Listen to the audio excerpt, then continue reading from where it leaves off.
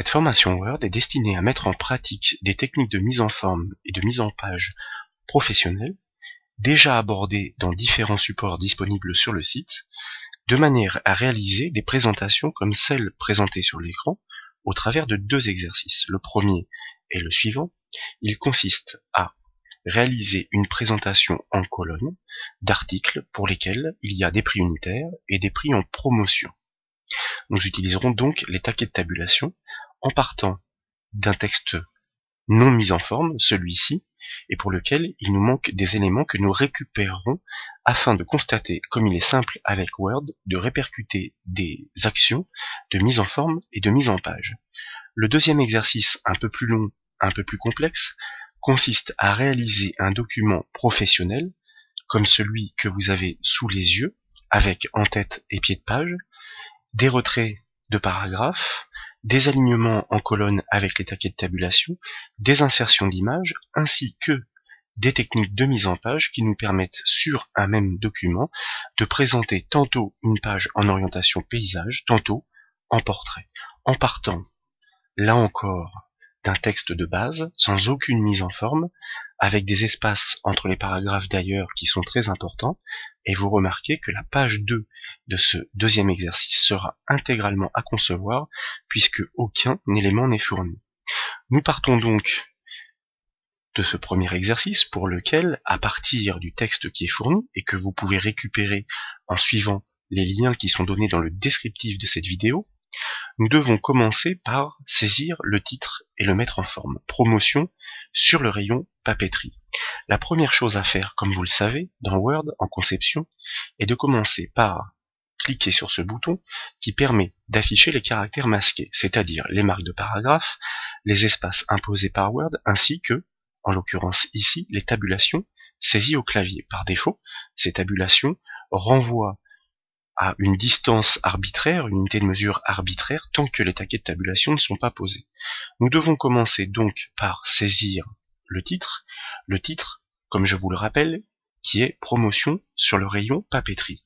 Donc, nous commençons par la saisie.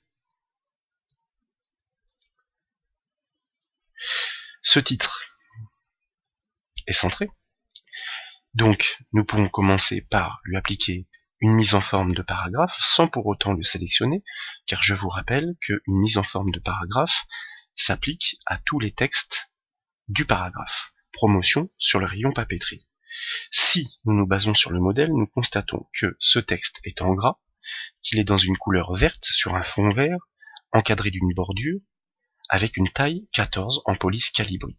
Si nous revenons donc sur notre document de départ, nous pouvons, pour la mise en forme de texte, commencer par le sélectionner, par un simple clic dans sa marge gauche par exemple, lui attribuer une couleur de police verte, le passer en gras, le passer en taille 14, tout cela grâce aux outils du ruban accueil de la section police. Nous aurions aussi pu passer par le petit menu contextuel qui s'affiche lorsque nous sélectionnons un texte, c'est-à-dire celui-ci.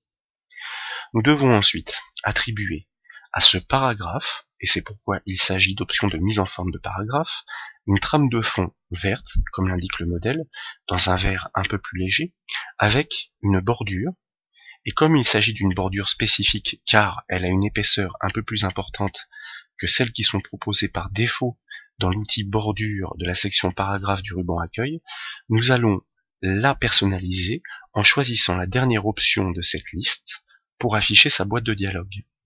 De fait, nous allons pouvoir définir la largeur du trait, un peu plus épaisse, c'est-à-dire 1,5 point, comme c'est le cas ici. Nous pouvons même définir sa couleur si le cœur nous en dit. Ici, nous restons sur du noir et nous allons choisir une bordure encadrée avec une légère ombre portée, que nous pouvons valider pour obtenir le résultat suivant, qui se rapproche du résultat qui est proposé par le modèle.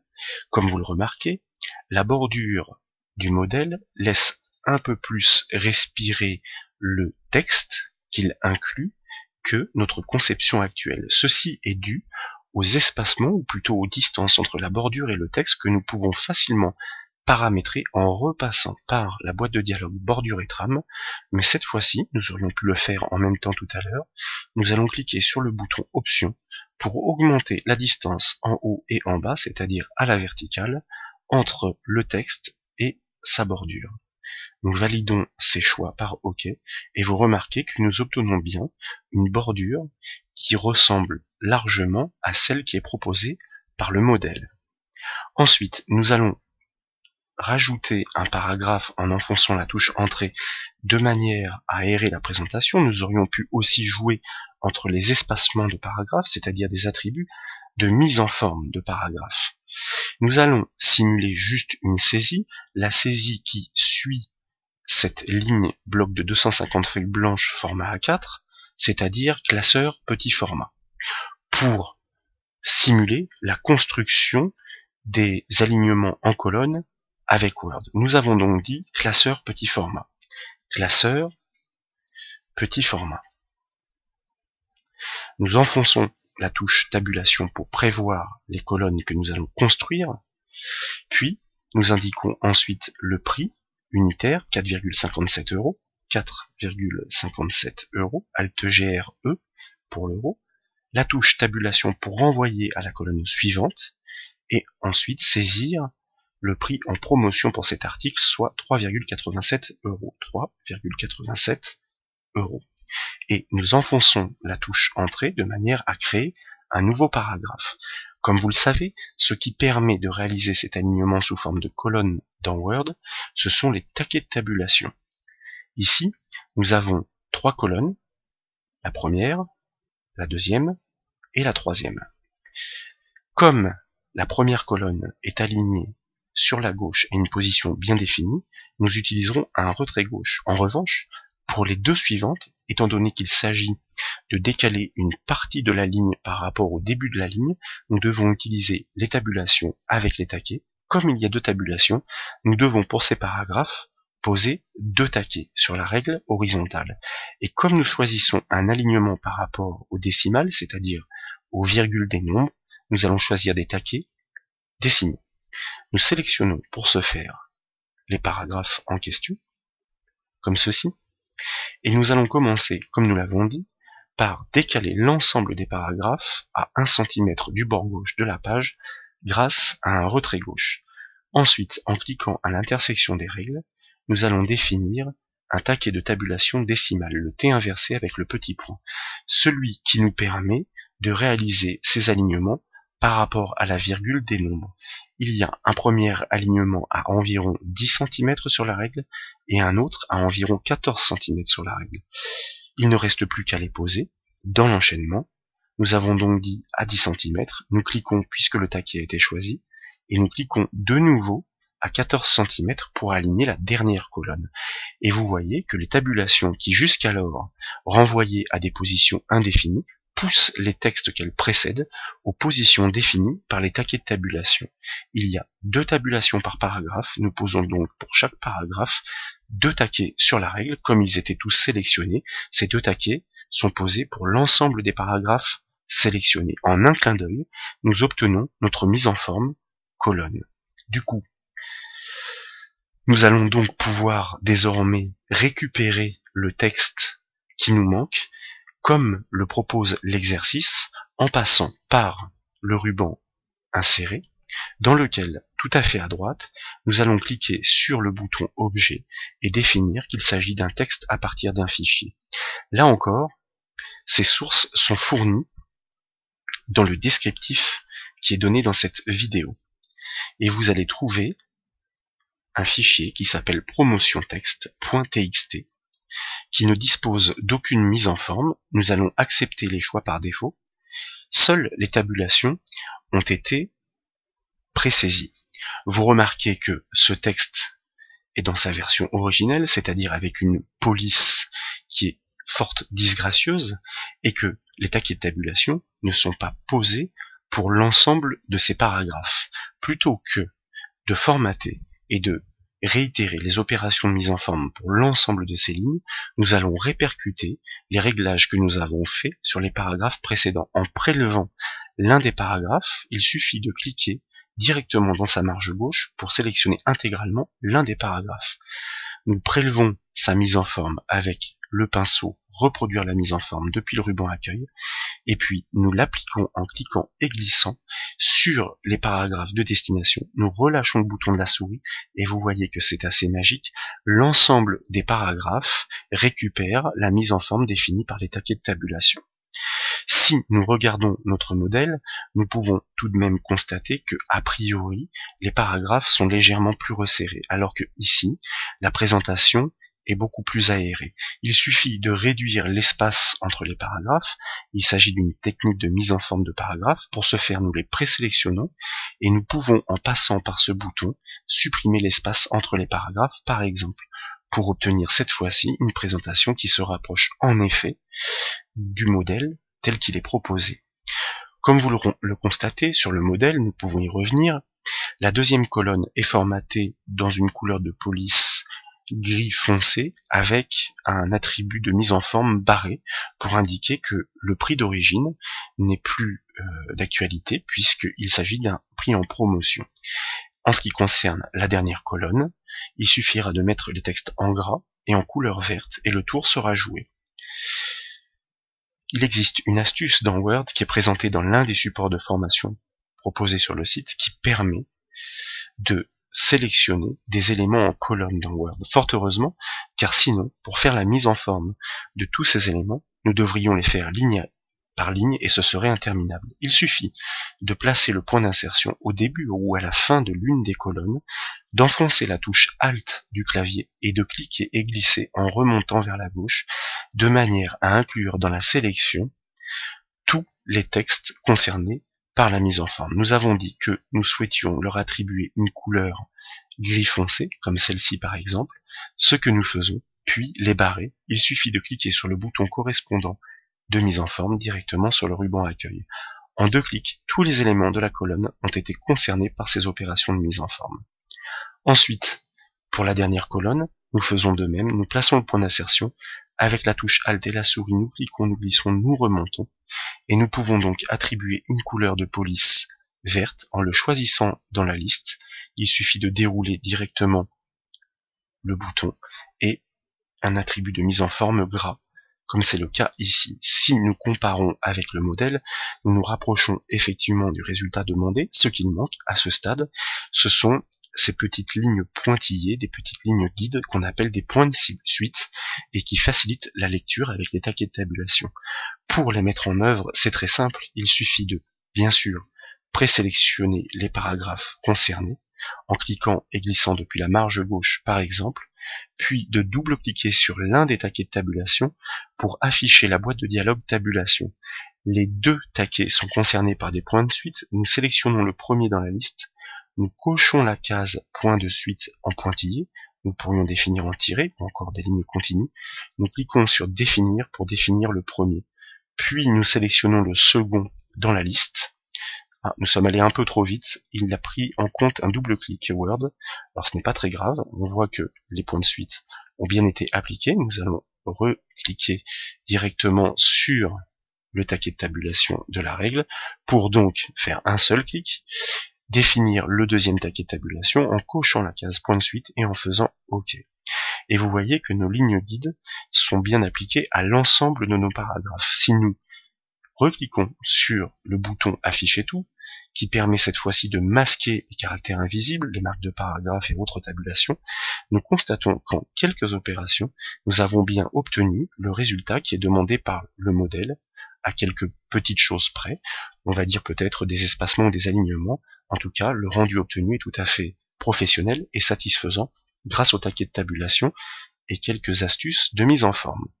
Nous allons donc pouvoir maintenant passer au deuxième exercice, un peu plus long comme je vous le disais, qui consiste à mettre en forme et mettre en page un courrier professionnel de manière à offrir une lisibilité intéressante à son destinataire en partant, encore une fois, d'un texte brut sans aucune mise en forme. La première chose à faire, si nous consultons le modèle, est d'insérer dans l'entête un logo qui d'ailleurs, vous le verrez, sera retouché. L'intérêt de l'entête est qu'il permet de répéter sur toutes les pages du document à l'identique l'information insérée. Pour activer l'entête d'un document, le plus simple consiste, et là il s'agit de techniques de mise en page, à double-cliquer sur une partie blanche au-dessus du document. Vous voyez que nous sommes en modification de l'entête, et d'ailleurs le ruban création pour l'entête s'active automatiquement. Nous allons passer par le ruban insérer de manière à récupérer le logo, qui est fourni lui aussi dans le descriptif de cette vidéo, et le sélectionner par double-clic et l'insérer. Par rapport au modèle, il est certes un peu plus gros, un peu plus imposant, et puis surtout, il n'a aucune mise en forme. Cette mise en forme, c'est juste une petite fantaisie à laquelle nous pouvons accéder par clic droit sur l'image et en cliquant ensuite sur le petit bouton style du petit menu contextuel qui apparaît. Il suffit de choisir dans la liste de ce qui est proposé un style de mise en forme avec une perspective et un rendu 3D, comme c'est le cas ici, vous pouvez essayer tous les autres. Et en instantané, nous obtenons bien l'effet escompté sur l'image. Il convient néanmoins de réduire cette image, mais en conservant ses proportions. Pour ce faire, nous cliquons et nous glissons depuis une poignée d'angle inférieure, par exemple, et nous remontons vers son centre en maintenant la touche majuscule, plutôt la touche maj enfoncée, de manière, et c'est une astuce, à conserver ses proportions. Et nous obtenons bien un rendu qui est à peu près similaire. Peut-être que l'image est encore un peu grande, donc nous pouvons la réduire. Pour faire en sorte que le texte du dessous, c'est-à-dire Paranette, 125 avenue Victor Hugo, etc., puisse chevaucher l'image bien qu'elle figure dans l'entête, il convient de modifier l'habillage de l'image en cliquant sur sa balise active qui est ici et en choisissant une option qui permette au texte de se positionner sur l'image. Donc un habillage derrière le texte. Et vous voyez que instantanément, en choisissant cette option, le texte vient bien chevaucher l'image. Ce n'est pas grave pour l'instant, puisque comme ce texte sera centré sur la largeur de la page, il ne sera plus positionné sur l'image. L'essentiel est qu'il puisse revenir à hauteur de l'image, comme le propose le modèle, ce que nous avons réussi à réaliser grâce à un habillage derrière le texte.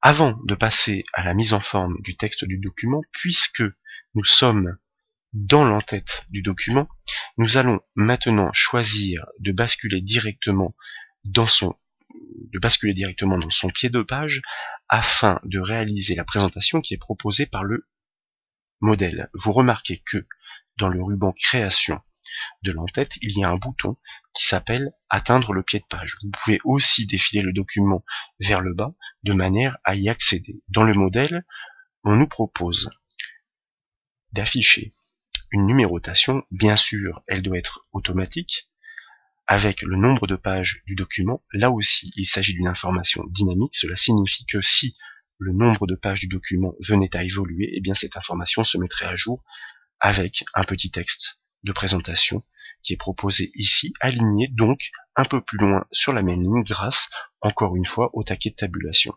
Nous allons d'ailleurs prélever ce texte de manière à ne pas être obligé de le ressaisir pour la vidéo, et nous allons faire en sorte que cette numérotation, dans un premier temps, soit effective. Tout d'abord, elle est précédée d'un texte statique que nous tapons page, suivi d'un espace. Puis, dans le ruban mise en page, nous allons directement aller insérer. Alors, s'agit-il du ruban mise en page? Non, bien sûr, puisque en réalité, nous devons aller directement insérer un numéro de bas de page dans le ruban création, forcément. Pourquoi? Parce qu'il s'agit du ruban création de l'entête et du pied de page.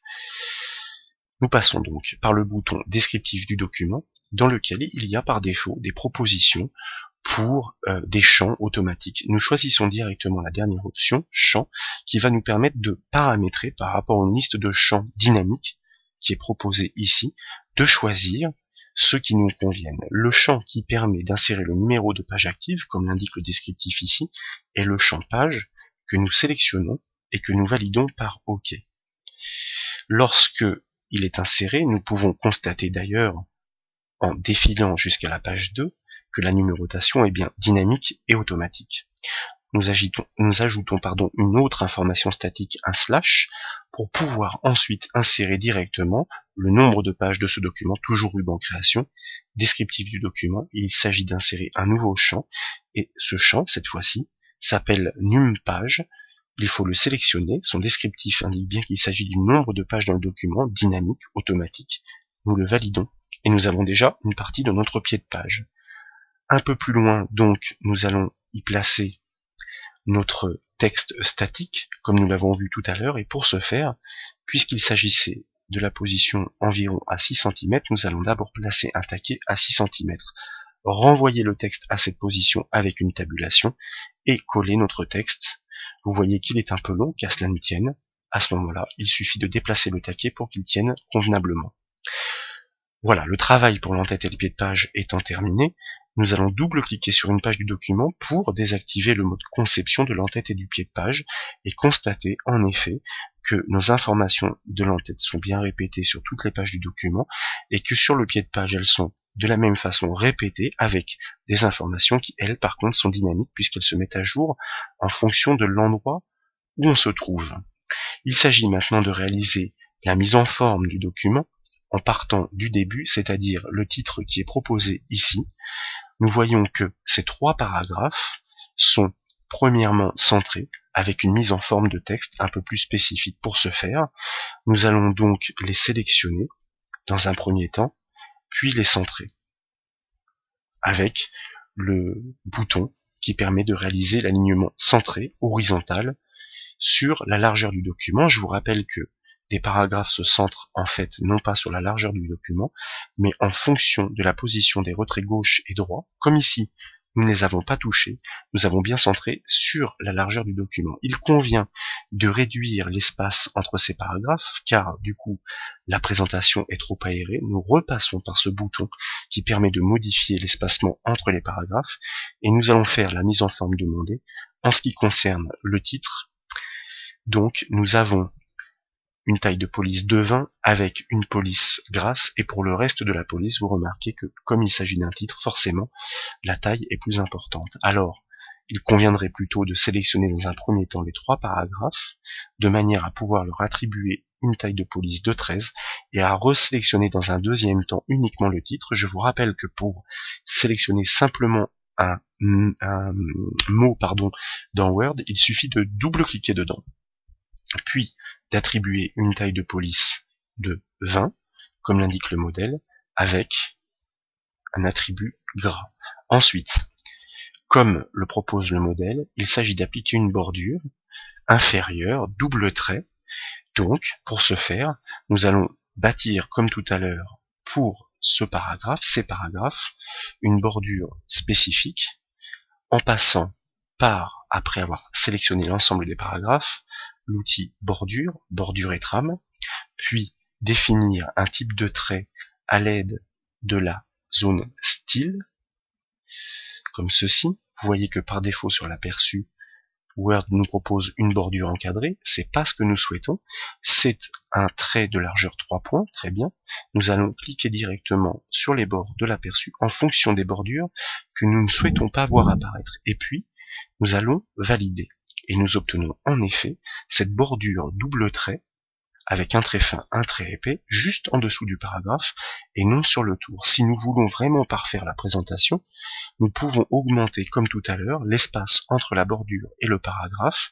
En l'occurrence, ici, seule la distance du bas nous intéresse, en passant par le petit bouton Options de la boîte de dialogue, afin d'aérer la présentation. Et petit à petit, alors ici, nous n'avons pas les caractères masqués, attention, il faut bien qu'ils soient présents, parce que sinon on ne sait pas tout à fait ce qui se passe dans le document, en ce qui concerne les marques de paragraphes, les tabulations, etc. Ensuite, il convient de poursuivre les opérations de mise en forme en suivant le modèle tel qu'il le propose. Donc, nous allons commencer tout d'abord par réduire les espacements qui existent entre tous les paragraphes. Nous sélectionnons de ce premier paragraphe ici, nous plaçons le point d'insertion en cliquant, et avec la touche Maj enfoncée, nous allons cliquer à la toute fin, de manière à inclure dans la sélection tous les paragraphes. Puis, nous repassons par le bouton qui permet de modifier les interlignes et les espaces entre les paragraphes directement depuis la section paragraphe du ruban accueil. Et vous voyez qu'en un seul clic, du coup, tous les éléments tiennent bien sur la même page que nous voulons. Le modèle nous propose de supprimer ce paragraphe qui est effectivement inutile. Si nous revenons sur le modèle, nous constatons que les 3 premiers paragraphes, Madame, Léa etc., jusqu'à son adresse, sont alignés sur une position de 9 cm par rapport au bord gauche de la page. Comme il ne s'agit pas d'un alignement fractionné, c'est-à-dire en colonne, que tout le paragraphe est concerné, nous les sélectionnons et directement avec le retrait gauche, nous les renvoyons à 9 cm du bord de la page. Donc, une seule action pour réaliser cette mise en forme. Le texte est en calibri taille 11, nous pourrions éventuellement faire une petite mise en forme qui permet de faire ressortir les informations essentielles, ce que nous propose pas forcément le modèle, mais ce n'est pas grave, en passant par le ruban ou directement par la petite barre de menu contextuelle.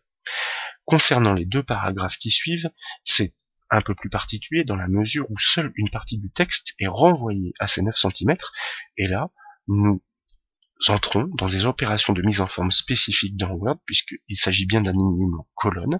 Nous ne pouvons pas utiliser le retrait gauche, car il renverrait tout le paragraphe à la position. Il nous faut utiliser les taquets de tabulation. Pour ces deux paragraphes, donc, nous laissons tranquille le retrait gauche, à 0 cm sur la règle. Nous pouvons constater, grâce au caractère masqué, qu'il y a bien une tabulation qui a été saisie, qui renverra à la position indiquée par le taquet, lorsque nous poserons le taquet sur la règle, pour ces deux paragraphes. C'est un alignement gauche. Nous vérifions bien que le taquet est bien un taquet gauche, comme vous le voyez ici. Nous n'avons plus qu'à le poser sur la règle pour ces deux paragraphes, à la position, un seul clic, à la position définie, 9 cm, qui permet d'aligner ce texte sous les précédents pour une présentation plus agréable, comme c'est le cas ici. Petit à petit, donc, nous nous rapprochons du modèle tel qu'il est proposé. Ensuite, quelques petites opérations de mise en forme très simples, du soulignement. Donc, il suffit de sélectionner les textes. Ici, nous utilisons la touche Maj. Nous cliquons avant, nous enfonçons Maj, nous cliquons après, puis nous choisissons Souligner directement sur le ruban Accueil. Nous pouvons faire de même pour ce paragraphe. Puis il convient, comme le propose le modèle, avant de nous occuper de ces alignements colonnes, de réaliser ces petits décalages qui ne concernent que les premières lignes de ces trois paragraphes. Chère madame, nous accusons et nous vous remercions. Plutôt que de le faire en deux temps, nous allons utiliser une technique de multisélection dans Word qui va nous permettre de faire cette opération de mise en forme en une fois. Nous sélectionnons les deux premiers paragraphes. En réalité, dans la sélection, il y a bien 3 paragraphes. Je veux dire par là les 2 premiers paragraphes de texte. Puis, avec la touche CTRL, CTRL, nous allons sélectionner le 3e paragraphe. Et pour ces 3 paragraphes, nous allons décaler le curseur cette fois-ci par le haut, c'est-à-dire le retrait de première ligne. Décidément, c'était un double clic, il faut juste cliquer et glisser.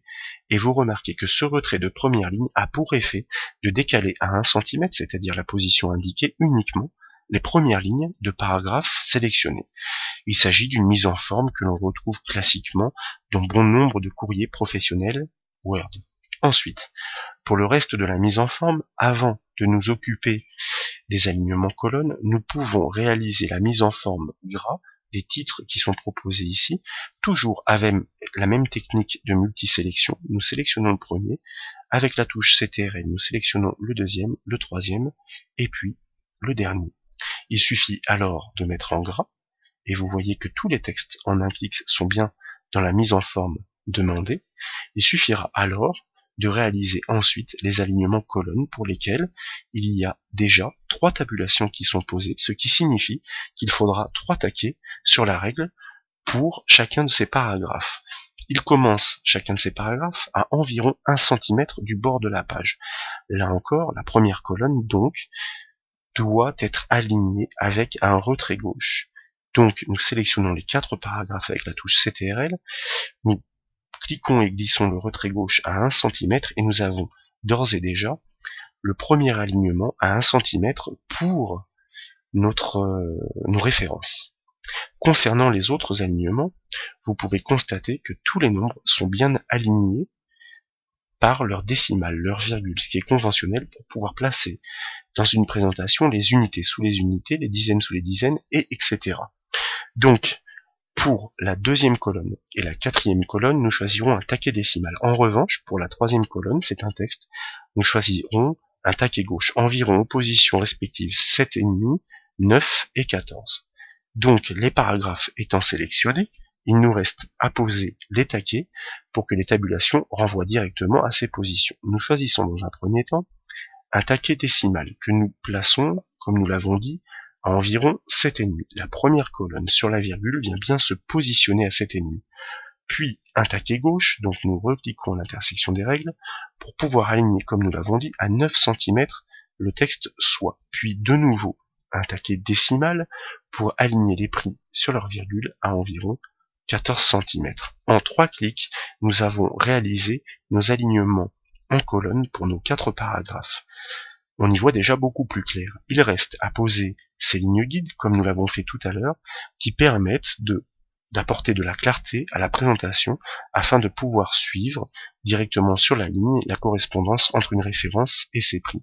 Pour ce faire, les paragraphes étant sélectionnés, comme tout à l'heure, nous allons double-cliquer sur l'un des taquets afin d'afficher la boîte de dialogue tabulation. Sont concernés uniquement le taquet décimaux. Nous sélectionnons le premier, nous choisissons le point de suite et nous cliquons sur définir. Nous sélectionnons le dernier, nous choisissons le point de suite et nous cliquons sur OK pour constater, en effet, que nos lignes guides ont bien été ajoutées. Si nous masquons un bref instant les caractères masqués, vous voyez que la présentation que nous proposons est tout à fait professionnelle et claire. Donc le résultat est déjà assez satisfaisant.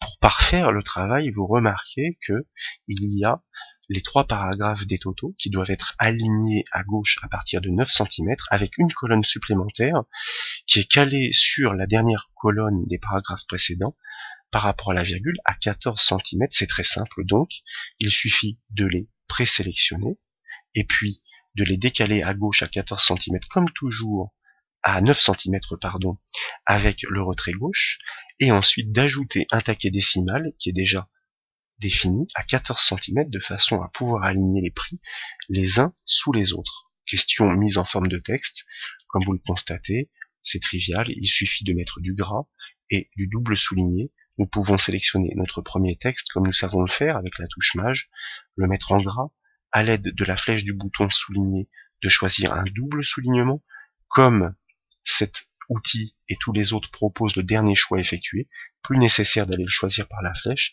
il suffit de cliquer directement dessus et nous nous approchons de plus en plus du résultat demandé.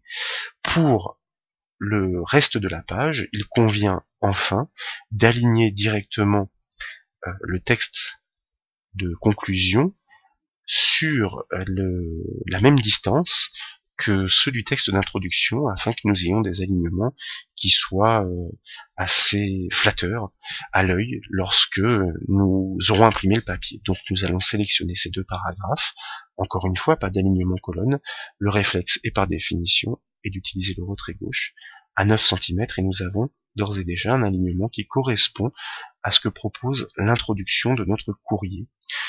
Comme le suggère le modèle, il convient donc ensuite de passer ce texte en gras. Éventuellement, nous pourrions aussi augmenter la taille de la police, encore que ce n'est pas nécessaire.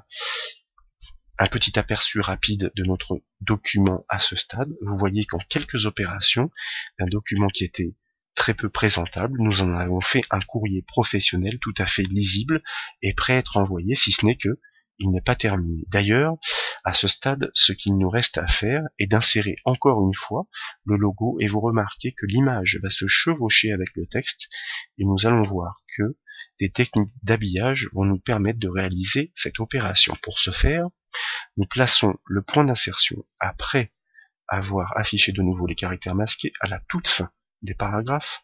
Nous repassons par le ruban inséré, nous cliquons sur le bouton image et nous allons de nouveau récupérer notre logo qui, fort logiquement, va directement se décaler en bas puisque par défaut, il repousse le texte. Avec sa balise active, nous allons choisir un habillage derrière le texte et du coup, comme il n'empêche plus le texte de le chevaucher, l'image vient se greffer tout en haut du document. Il ne nous reste plus qu'à la cliquer et à la glisser, de manière à pouvoir la positionner où bon nous semble, comme ici, vous le constatez. Nous pouvons vraiment la coller directement au dernier paragraphe pour donner l'illusion, éventuellement d'ailleurs, que l'image et le texte se chevauchent, comme c'est le cas ici. On va en rajouter un peu par rapport au modèle qui ne nous propose pas un alignement aussi proche, bon, peu importe. En tout cas, dans l'état d'esprit, nous obtenons bien le résultat escompté. La deuxième page de ce document doit être réalisée intégralement. Avant toute chose, souvenez-vous que cette deuxième page a une orientation complètement différente, puisque de portrait, nous passons à une orientation paysage, ça veut dire à l'horizontale. Cette prouesse technique peut être réalisée dans Word en insérant un saut de page spécifique. Nous ne pouvons pas nous contenter d'insérer un simple saut de page.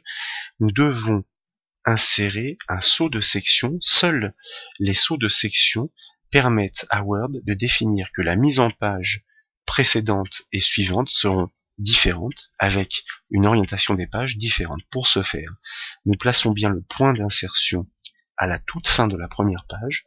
Dans le ruban mise en page, nous cliquons sur le bouton saut de page, et dans la rubrique saut de section, nous choisissons page suivante, si bien que nous insérons bien un saut de section page suivante, comme c'est écrit ici, grâce encore une fois au caractère masqué, puisque bien sûr, ces informations ne s'impriment pas. Du coup, nous sommes sur la deuxième page qui, pour autant, conserve bien, comme vous le constatez, et notre en-tête et notre pied de page, qui est dans une section différente et que nous pouvons donc orienter différemment, ce que nous allons voir en passant par le ruban mise en page, en cliquant sur le bouton orientation et en choisissant paysage. C'est en effet le cas. Si nous n'avions pas inséré de saut de section, page suivante, et que nous avions choisi une orientation paysage, les deux pages seraient passées en orientation paysage. Alors petite remarque ici, nous avons récupéré les attributs de mise en forme des paragraphes de la fin de première page que nous allons annuler en recliquant sur gras et en replaçant le retrait gauche directement à 0 cm. Et nous allons même en profiter pour ajouter quelques paragraphes vides comme c'est le cas ici.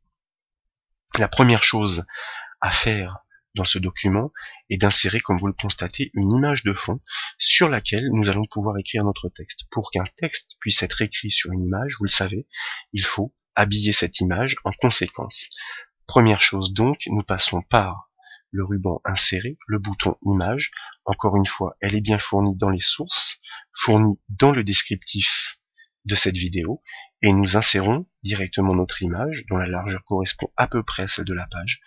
Et dans la foulée, avec les options d'habillage, nous allons lui indiquer derrière le texte pour qu'elle accepte que du texte puisse se positionner au-dessus d'elle. Nous allons la déplacer de manière à ce qu'elle ne chevauche pas le logo qui est situé dans la tête, comme c'est le cas ici. Et puis, nous allons pouvoir ensuite, puisque des paragraphes ont été créés, saisir directement sur cette image. La première chose à faire est de nous occuper du titre. Comme vous le remarquez, c'est un titre avec une police de taille 25 qui est en gras et une couleur verte, rien de plus simple, centrée sur la largeur de la page. Tout ça, nous savons bien le faire. Donc, nous tapons le texte « Nos promotions », comme c'est le cas ici. Nous le sélectionnons ensuite. Nous le centrons sur la largeur de la page. Nous augmentons sa taille de police avec le ruban accueil à 25. Nous la mettons en gras et nous lui attribuons une couleur de police verte un peu plus claire, comme c'est le cas ici, comme c'est proposé ici. Ensuite, il va s'agir donc de pouvoir réaliser en dessous notre alignement en colonne. Pour ce faire, nous allons saisir nos textes, poser nos taquets de tabulation, mais comme vous le remarquez, des images vont se comporter comme du texte puisqu'elles seront intégrées dans le flux. Et puis, nous ajouterons une trame de fond à l'ensemble de ces paragraphes, ainsi que des bordures. Alors, c'est très simple. Nous commençons par nous positionner directement sur le paragraphe suivant, et puis, tour à tour, nous allons chercher les images, là aussi, proposées au téléchargement dans le descriptif, qui sont suggérées par le modèle. Toujours pareil, nous allons répéter les opérations. Nous insérons l'image, et puis, nous allons placer le point d'insertion juste après et réaliser une tabulation, taper le premier texte suggéré par le modèle, qui est cure minceur. Donc, nous tapons cure minceur, puis une nouvelle tabulation pour pouvoir aligner en colonne le prix, suggéré à 45 € et une autre tabulation, alors 45,0 €, une tabulation pour la promotion suggérée à 36 €. Comme ceci. Comme le premier paragraphe va nous servir de guide pour tous les autres paragraphes qui vont suivre, nous allons le sélectionner, lui appliquer un retrait gauche à environ 5 ou 6 cm, 5,5 admettons, et nous allons placer directement les taquets comme le propose le modèle, de manière à pouvoir réaliser cet alignement colonne. Un taquet gauche à environ 11 cm pour le texte, et puis un taquet décimal pour les prix, toujours pareil, à 19 et 24. C'est parti. Donc, nous choisissons dans un premier temps un taquet gauche que nous positionnons à 11 cm, et ensuite, dans la foulée, nous choisissons un taquet décimal, nous avons dit à 19 et à 24. Et en quelques clics, notre alignement colonne prend forme, si bien que lorsque nous nous plaçons à la fin de ce paragraphe, que nous enfonçons la touche entrée, nous sommes bien sur un nouveau paragraphe, mais comme vous le remarquez, nous avons bien récupéré les attributs de mise en forme, retrait et taquet de tabulation des paragraphes précédents.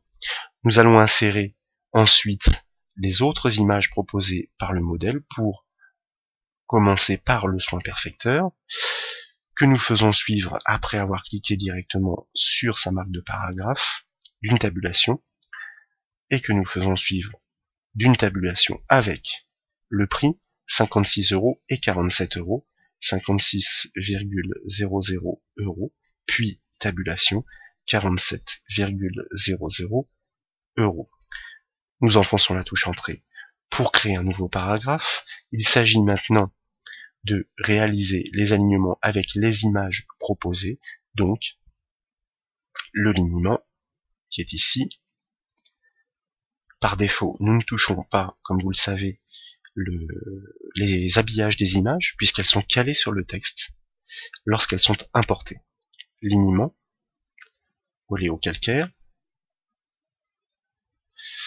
une touche tabulation pour envoyer la colonne suivante, 6,20 €, comme le propose le modèle, tabulation pour envoyer à la dernière colonne, 4,10 €, et il ne reste plus qu'à faire le dernier paragraphe. Nous enfonçons la touche entrée, le modèle nous propose d'insérer le shampoing, donc l'image du shampoing, insérer, image. Après, il s'agit de réaliser toujours les mêmes opérations de mise en forme, tabulation, shampoing à usage fréquent, tabulation pour envoyer à la troisième colonne, le prix, 6,90 €, tabulation, la promotion, 3,70 €. Alors, nos alignements colonnes ont bien été réalisés, mais néanmoins à ce stade, c'est très peu lisible puisque forcément le texte est écrit sur une image de fond avec des couleurs sombres. C'est pourquoi le modèle propose d'appliquer à l'ensemble de ces paragraphes une trame de fond avec une bordure, rien de plus simple. Il suffit de présélectionner l'ensemble de ces paragraphes comme nous l'avons fait, puis par la section paragraphe du ruban accueil, dans un premier temps, de passer par la trame de fond, la couleur, et choisir voilà une couleur de fond d'un gris clair, comme c'est le cas ici, et ensuite par l'outil bordure, pour choisir une bordure d'encadrement fine. Alors vous voyez que, par défaut, forcément, Word va nous proposer les derniers réglages qui ont été réalisés, donc nous passons par la boîte de dialogue, c'est-à-dire directement la dernière option. Nous choisissons la largeur du trait, le style de trait, nous consultons l'aperçu, nous validons, et nous avons bien une bordure qui correspond un peu plus au modèle. Et du coup, lorsque nous désélectionnons, forcément, la présentation est beaucoup plus claire qu'elle ne l'était auparavant. On pourrait faire une remarque sur notre titre qui peut-être n'est pas dans une couleur d'un vert assez clair ou d'un vert assez prononcé de manière à ce qu'elle soit un peu plus lisible, mais ça reste correct, donc nous allons la laisser telle qu'elle. Si vous regardez attentivement le modèle, vous remarquez qu'il y a quelques petites opérations spécifiques qui sont proposées, qui consistent à appliquer des petites bordures d'encadrement aux images. Alors c'est très simple, mais avant cela, nous allons réaliser des opérations de mise en forme pour le texte en colonne. Il s'agit de le grossir dans une taille 15.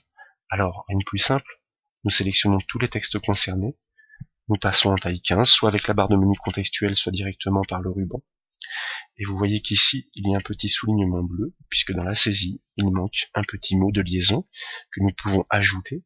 Et ensuite, les textes de la troisième colonne sont abarrés, encore une fois très simple. Nous plaçons le point d'insertion, nous enfonçons la touche Alt du clavier, nous glissons pour sélectionner l'ensemble de la colonne, et puis nous cliquons sur le bouton parer du ruban accueil, ce qui nous permet d'avoir en un clic directement cette mise en forme.